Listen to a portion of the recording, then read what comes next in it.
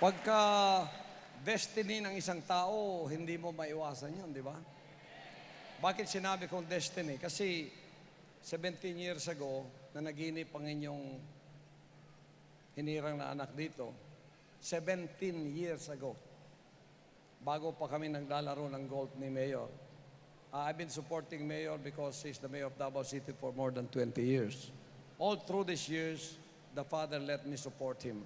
Through revelation, the Father let me support what he's doing in Davao City. So, nanaginip ako na pinakuha niya ako ng aeroplano, naglaro kami ng golf sa Malacanang. Sabi ko, bakit itong mayor naging presidente?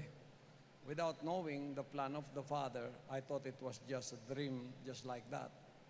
Pero ngayon, na siya ay umaakyat ang kanyang ratings, the only provincial mayor considered to be a province, Davao City, na umakyat sa national level ng mga presidentiables.